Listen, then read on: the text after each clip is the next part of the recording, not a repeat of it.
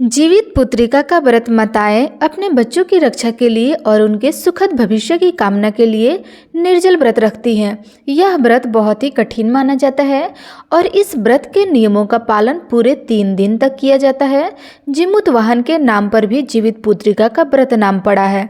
तो आइए आपको बताते हैं कि जीमूत वाहन भगवान कौन है, उनकी क्या कथा है। आज की इस वीडियो में आप जिउतिया व्रत की 5 पौराणिक कथाएं सुनेंगे। इसलिए अगर यह कथा आपको अच्छी लगे तो प्लीज़ वीडियो को लाइक अवश्य करिएगा। तो आइए श्रवण करते हैं। पहली पौराणिक कथा के अनुसार गंधर्वों के राजकुमार का नाम जीमूत वाहन था। वे बड़े उदार और परोपकारी थे। जीमूत वाहन के पिता ने वृद्धावस्था में ही वानप्रस्थ आश्रम में जाते समय उन्हें राज सिंहासन पर बैठा दिया, लेकिन उनका मन राजपाट में नहीं लगता था, तो वह राज्य का सारा कार्यभार अपने भाइयों पर छोड़कर खुद भी वन में अपने पिता की सेवा करने चले गए और वहीं पर उनका विवाह मल्लवती नामक राजकन्या से हो गई। एक दिन वन में घूमते हुए जीमूत वाहन भगवान काफी दूर चले गए। तब उन्हें एक वृद्धा रोती हुई दिखी। जीमूत वाहन ने उनसे पूछा तो वृद्धा ने रोते हुए कारण बताया कि मैं नागवंशी स्त्री हूँ और मेरा एक ही पुत्र है। पंछीराज गरुड़ के समक्ष नागों ने उन्हें प्रतिदिन खाने के लिए एक नाग सौंपने की प्रतिज्ञा की हुई है और आज मेरे पुत्र की बलि का दिन है, इसलिए मैं बहुत परेशान हूँ। तब जीमूत वाहन ने वृद्धा को सांत्वना देते हुए कहा, तुम चिंता मत करो और डरो मत, क्योंकि मैं तुम्हारे पुत्र के प्राणों की रक्षा अवश्य करूंगा। आज उसके बदले मैं खुद अपने आप को उसके लाल कपड़े में ढककर वधशिला पर लेट जाऊंगा। ऐसा कहकर के जीमूत वाहन ने पुत्र के हाथ से लाल कपड़ा ले लिया और वे उसे लपेटकर खुद को बलि देने के लिए चुनी हुई वधशिला पर लेट गए। नियत समय पर गरुड़ बड़ी तेजी से आए और वह लाल कपड़े में ढके हुए जीमूत वाहन को पंजे में दबोचकर पहाड़ की ऊंची चोटी पर जाकर बैठ गए। अपने चंगुल में गिरफ्तार प्राणी की आंखों में आंसू और मुंह से चीख ना निकलते हुए देखा तो गरुड़ जी बड़े आश्चर्य में पड़ गए। उन्होंने जीमूत वाहन से उनका परिचय पूछा। तब जीमूत वाहन ने सारा वृतांत सुना दिया। तब गरुड़ जी उनकी बहादुरी और प्राण रक्षा करने में खुद को बलिदान देने की हिम्मत से बहुत प्रभावित हुए। प्रसन्न होकर गरुड़ जी ने उन्हें जीवन दान दे दिया और नागों की बलि न लेने का भी आशीर्वाद दिया। इस प्रकार जीमूत वाहन के अदम्य साहस से नाग जाति की रक्षा हुई और तब से जीमूत वाहन को भगवान के रूप में पूजा जाने लगा और तभी से पुत्र की रक्षा करने के लिए जीमूत वाहन भगवान की पूजा की प्रथा शुरू हो गई। अश्विनी कृष्ण अष्टमी के दिन प्रदोष काल में पुत्रवती महिलाएं जीमूत वाहन भगवान की पूजा करती हैं। कैलाश पर्वत पर भगवान शंकर माता पार्वती को कथा सुनाते हुए कहते हैं कि अश्विनी कृष्ण अष्टमी के दिन उपवास रहकर जो स्त्रियां प्रदोष काल में जीमूत वाहन की पूजा करती हैं तथा कथा सुनने के बाद दक्षिणा देती हैं, वह पुत्रों का पूर्ण सुख प्राप्त करती हैं। व्रत का पारण दूसरे दिन अष्टमी तिथि की समाप्ति के बाद यानी नौमी तिथि को किया जाता है। यह व्रत अपने नाम के अनुरूप ही फल देने वाला है। अब सुनिए जिउतिया व्रत की दूसरी कथा। नर्मदा नदी के पास एक कंचवटी नाम का नगरी था। वहाँ के राजा का नाम मलय केतु था। उसी नर्मदा नदी के पश्चिम ओर बालूहटा नाम की मरुभूमि थी, जिसमें एक विशाल पेड़ पर एक चील रहा करती थी और उसी पेड़ के नीचे एक सियारन भी रहा करती थी। चील और सियारिन दोनों ही पक्की सहेली थी। कुछ महिलाओं को जिउतिया व्रत करते देखकर एक दिन चील और सियारिन ने भी यह व्रत करने का संकल्प ले लिया और दोनों ने ही भगवान श्री जीमूत वाहन की पूजा और व्रत करने का प्रण ले लिया। जिस दिन दोनों को व्रत रखना था, ठीक उसी दिन शहर के एक बड़े व्यापारी की मृत्यु हो गई और उनका दाह संस्कार वही मरुस्थल पर किया गया जहां वह चील और सियारिन रहा करती थी। मुर्दे को देखकर सियारिन को भूख लग गई और वह खुद को रोक नहीं पाई, जिसके कारण उसका जिउतिया का व्रत टूट गया। उधर चील ने संयम रखा और पूरी श्रद्धा और नियम से अपना व्रत पूर्ण किया और अगले ही दिन व्रत का पारण भी किया। फिर उसके बाद अगले जन्म में दोनों सहेलियों ने पुत्री के रूप में एक ब्राह्मण परिवार में जन्म लिया। उनके पिता का नाम भास्कर था। चील बड़ी बहन और सियारिन छोटी बहन बनी। बड़ी बहन का नाम शीलावती रखा गया और उनका विवाह बुद्धिसेन के साथ हो गया, और वहीं पे छोटी बहन का नाम कपूरावती रखा गया और उनका विवाह इस शहर के राजा मलयकेतु से हो गया। और छोटी बहन कपूरावती इस प्रकार कंचनवटी नगर की रानी बन गई। अब भगवान के आशीर्वाद से बड़ी बहन शीलावती को 7 पुत्र हुए, लेकिन इधर कपूरावती के बच्चे जन्म लेते ही मर जाते थे। कुछ सालों के बाद शीलावती के 7 पुत्र बड़े हो गए और राजा के दरबार में कामकाज करने लगे। उन्हें देखकर कपूरावती मन में ईर्ष्या और जलन की भावना करती थी। इस ईर्ष्या की भावना में एक बार कपूरावती ने राजा से कहकर शीलावती के 7 बेटों के सर कटवा दिए। फिर उन 7 सिरों को साथ में बर्तन में डालकर ढक दिया और शीलावती के पास भेजवा दिया। यह सब देखकर जिमुतवाहन भगवान ने मिट्टी की सहायता से 7 भाइयों के सिर बनवाए और सभी सिरों को धड़ से जोड़कर उन पर अमृत छिड़क दिया, जिसके कारण वे 7 भाई फिर से जीवित हो गए और खुशी खुशी घर लौट आए। रानी ने जो कटे हुए सिर भिजवाए थे वे सब फूल बन गए। कपूरावती इधर बच्चों की मृत्यु का समाचार पाने को बड़ी बेचैन थी, लेकिन जब उसे इस बात का पता चला कि उसकी बहन के सारे बच्चे तो जीवित हैं, तब वह अपनी बड़ी बहन के घर आई और वहां सबको जीवित देखकर आश्चर्य में पड़ गई और बेहोश हो गई। जब कपूरावती को होश आया तब उसने अपनी बड़ी बहन से सारी सच्चाई बता दी और अपनी गलती का प्रायश्चित भी किया। भगवान जिमुतवाहन की कृपा से बड़ी बहन को पूर्व जन्म की सारी बातें याद आ गई और वो अपनी छोटी बहन को इस पेड़ के नीचे लाकर पूर्व जन्म की सारी बातें सुनाने लगी, जिसे सुनकर कपूरावती फिर से बेहोश हो गई और वह मर गई। जब राजा को इस बात की सूचना मिली तो उन्होंने इस जगह पर इस पेड़ के नीचे कपूरावती का दाह संस्कार करा दिया। अब सुनिए ज्योतिया व्रत की तीसरी कथा, जो कि इस दिन जरूर सुननी चाहिए। एक बार 2 बहनें थीं जिनका नाम चूलिया और सिरिया था। चूलिया बहुत मेहनती थी और गरीब भी थी। वह मजदूरी करके अपने घर और अपने बच्चों के पेट पालती थी, लेकिन सिरिया गलत आचरण वाली थी, जो हमेशा मौज और ऐश किया करती थी और चूलिया से जलती भी थी। हर वक्त सिरिया ये सोचती थी कि चूलिया इतनी खुश कैसे रह लेती है, और चूलिया की हंसी खुशी सियारिन से सहन नहीं हो पाती थी, जिसके कारण सिरिया चूलिया के संतानों को सताने का कई बार प्रयास कर चुकी थी और कई बार उसके बच्चों को खत्म करने की कोशिश भी कर चुकी थी। लेकिन चूलिया की तपस्या और व्रत के कारण उसके बच्चे हमेशा सुरक्षित बच जाया करते थे। एक दिन सियरिया चूलिया के सभी बच्चों को लेकर जंगल में लकड़ी चुनने चली गई और वहां जंगल में लकड़ियां चुनते चुनते जब बच्चे थक गए तो थोड़ी देर के लिए सो गई। देखकर सियरिया ने सभी बच्चों के सिर कटवा दिए और टोकरी में रखकर वापस घर आ गई और चूलिया को वह टोकरी भेंट में दे दी और कहने लगी, दीदी मैं जंगल से आपके लिए नारियल लाई हूँ, बच्चों को खिला देना। चूलिया ने इस टोकरी को उठाकर देखा नहीं और किनारे पर रख दिया और अपने बच्चों का इंतजार करने लगी।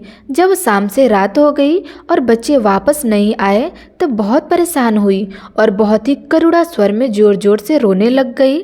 करुणा भरी पुकार को सुनकर, उसके रोने चिल्लाने को सुनकर देवी पार्वती जी से और भगवान शंकर से रहा नहीं गया। तब देवी पार्वती जी ने महादेव जी से कहा, हे प्रभु, कोई दुखियारिन बहुत रो रही है, इसके रोने में बहुत दर्द छुपा हुआ है, यह मुझसे सहन नहीं हो रहा। प्रभु हमें चलकर देखना चाहिए कि कौन रो रहा है और क्यों रो रहा है। तब महादेव जी कहने लगे, हे देवी, यह मृत्यु लोक है और यहाँ पर यह सारी साधारण सी बात है। लेकिन पार्वती जी के हठ के कारण महादेव जी को उनके सामने झुकना पड़ा और चूलिया के पास जाकर उसके रोने का कारण पूछने लगे। महादेव जी के पूछने पर चूलिया ने अपने रोने का सारा वृतांत विस्तार से बता दिया। शंकर जी ने जब ध्यान लगाया तो उन्होंने चूलिया के बच्चों को जंगल में मृत पाया। यह जानकर देवी पार्वती बहुत दुखी हुई। तब उनके अनुरोध पर भगवान शंकर ने उन बच्चों को पुनर्जीवित कर दिया। बच्चे नींद से उठकर मौसी को ढूंढ रहे थे, लेकिन मौसी वहां पर नहीं थी। फिर बच्चे डरकर किसी तरह भटकते भटकते घर पर आ गए और उसकी मौसी ने उसके साथ जो किया सब कुछ अपनी माँ के सामने सच सच बता दिया। यह सब सुनकर चुलिया सिरिया के पास जाकर लड़ने लगी कि तुम मेरे बच्चों को जंगल में अकेला छोड़कर क्यों आ गई हो। दोनों बहनों में लड़ाई शुरू हो गई और यह लड़ाई 7 दिन 7 रात तक चलती रही, किंतु इस लड़ाई का कोई हल नहीं निकला।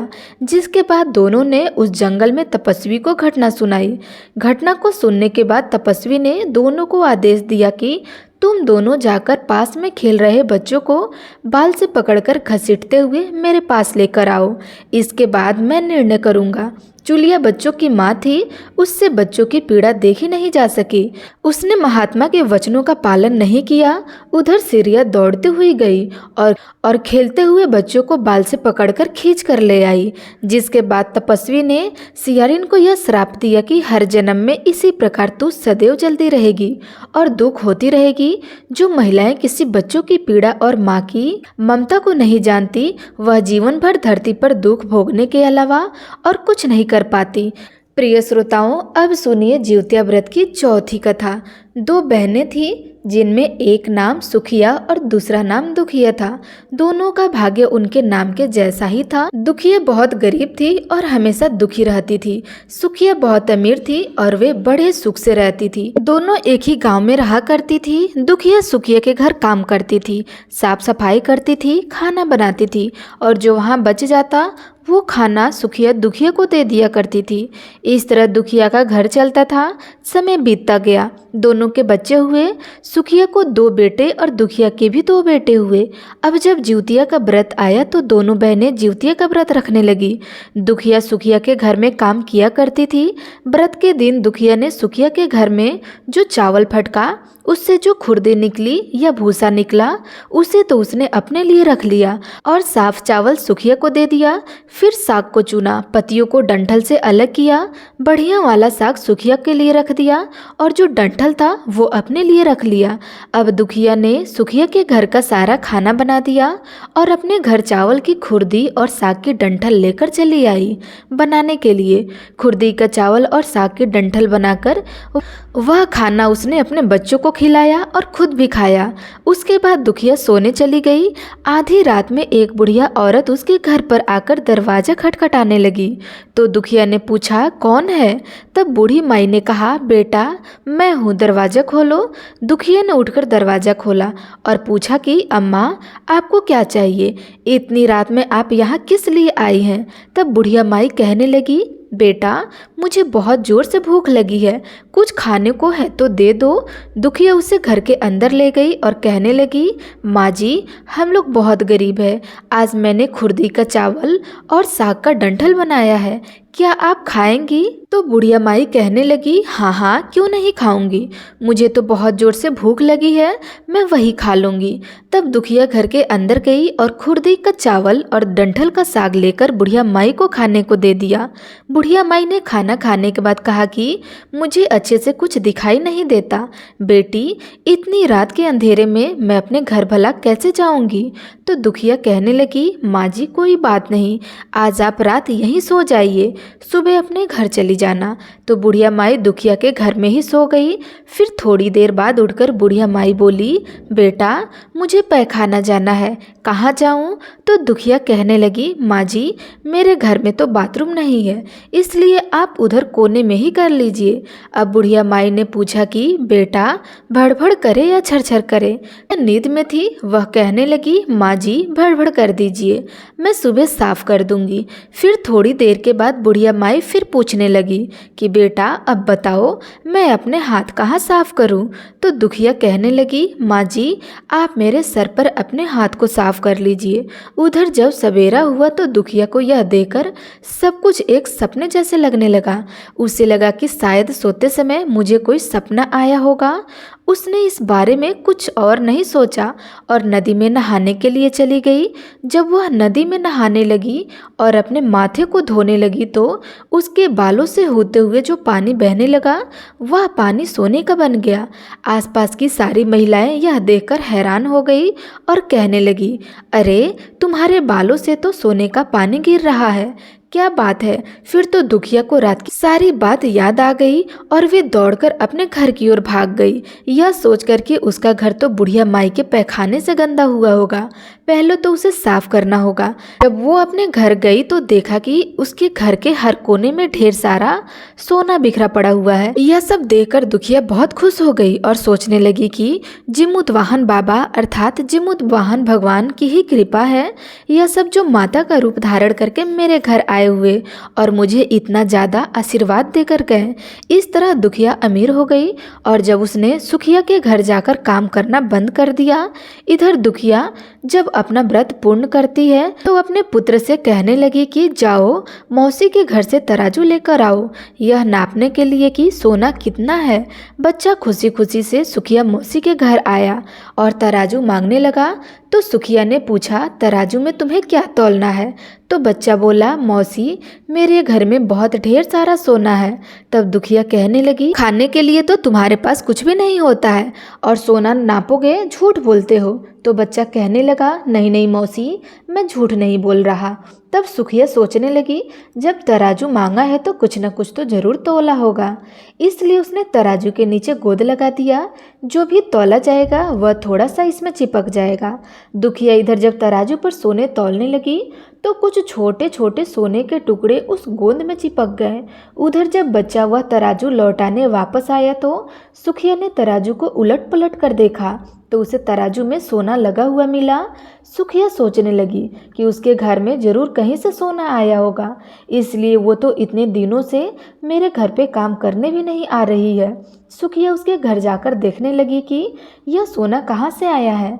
जब सुखिया दुखिया के पास जाकर पूछती है कि तुम्हारे पास इतना सोना कहाँ से आया कि तुम्हें सोने तौलने के लिए तराजू की जरूरत पड़ गई, तो दुखिया ने उस रात की सारी कहानी अपनी बहन को सुखिया को बता दी। दुखिया का मन एकदम सच्चा था, इसलिए उसने बिना झूठ बोले सारी बात सब कुछ सच सच बता दिया। लेकिन उधर सुखिया के मन में लालच आ गया कि दुखिया के पास तो हमसे भी ज़्यादा धन आ गया है, अब अगले जिउतिया में मैं भी खुरदी का चावल और डंठल का साग बनाऊंगी। फिर अगले साल जिउतिया का व्रत दोनों बहनों ने रखा। सुखिया के पास हर तरह का सुख था, धन भी था, फिर भी जिउतिया के दिन चावल फटक कर साफ चावल फेंक देती और खुरदी उसने अपने पास रख ली। साग को तोड़कर पतिया फेंक दिया और डंठल अपने पास रख लिया और फिर उसने वही बनाया, खा पीकर पूजा पाठ करके सोने चली। और फिर आधी रात में उसके घर में भी बुढ़िया माई आई, दरवाज़ा खटखटाने लगी। सुखिया आंखें बंद करके सोने का नाटक करती हुई उन्हीं का इंतजार कर रही थी। तुरंत दरवाज़ा खोलकर बुढ़िया माई को उसने अपने घर के अंदर बुला लिया। बुढ़िया माई कहने लगी, बेटा मुझे भूख लगी है, कुछ खाने को है तो दे दो। तो दुखिया कहने लगी, माँ जी मैंने खुरदी का चावल और डंठल का साग बनाया है। तब बुढ़िया माई पहले की तरह बोली, कोई बात नहीं, मैं खा लूँगी। तो सुखिया ने खाना परोस दिया। बुढ़िया माई को खाना देने के बाद वह सोने के लिए चली गई। तो बुढ़िया माई कहने लगी, बेटी रात बहुत हो गई है, मुझे ठीक से कुछ दिखाई नहीं देता, मैं अपने घर पे कैसे जा सकती हूँ। तब सुखिया कहने लगी, कोई बात नहीं माँ जी, आप यहीं सो जाइए। थोड़ी देर के बाद बुढ़िया माई फिर से बोली, मुझे पैखाना जाना है, कहाँ करूँ। तब सुखिया कहने लगी, वही कोने पर कर लीजिए। थोड़ी देर के बाद बुढ़िया माई ने फिर से पूछा कि भड़भड़ करे या छरछर करे। अब इस समय सुखिया को याद नहीं कि दुखिया ने क्या बोला था, तो दुखिया बोली, माँ जी छरछर कर दीजिए। फिर बुढ़िया माई ने पूछा, बेटा अच्छा अब मैं अपना हाथ कहाँ साफ करूँ। तो सुखिया ने कहा, मेरे सर पर साफ कर लीजिए। तो बुढ़िया माई ने अपने हाथ सुखिया के सर पर साफ कर लिया। जब सुबह हुई तो सुखिया उठी, उसने देखा उसका पूरा घर गंदगी से भरा हुआ है और उसके बालों में भी गंदगी लगी हुई है। यह देखकर सुखिया बहुत दुखी हो गई और उसे बहुत गुस्सा भी आया। वह अपनी बहन दुखिया को बुलाती है और उस पर बहुत गुस्सा करने लगती है। कहने लगती है कि तुमने मुझसे झूठ बोला और मेरा पूरा घर गंदा करवा दिया। तो दुखिया पूछने लगी कि बताओ, तुमने क्या कहा था, भड़बड़ कहा था या छरछर कहा था? तब दुखिया बोली, मैंने तो छरछर करने के लिए कहा था। तो दुखिया कहने लगी, यहीं पर तो तुमने गलती कर दी। तुम्हारे पास तो सब कुछ था, किसी चीज़ की कोई कमी नहीं थी, फिर भी तुमने लालच किया। देखो, मेरे पास तो उस समय कुछ भी नहीं था, तुम्हारे पास तो सब कुछ था, और तुम्हारे घर पर भी जीमूतवाहन भगवान वेश बदल कर आए हुए थे, लेकिन फिर भी तुमने उन्हें अच्छा खाना नहीं परोसा। मेरे पास तो उस समय कुछ भी नहीं था, इसलिए मैंने उन्हें खुर्दी का चावल और डंठल का साग परोसा था। तुमने अपने घर पर आए हुए भगवान का अपमान किया है। सब कुछ होते हुए भी तुमने उन्हें साग और भात खिलाया। तुम्हारे पास सब कुछ होते हुए भी तुम्हें लालच नहीं करना चाहिए था, इसलिए तुम्हारे साथ बहुत बुरा हुआ। तो प्रेम से बोलिए, जीवोत्वाहन भगवान की जय।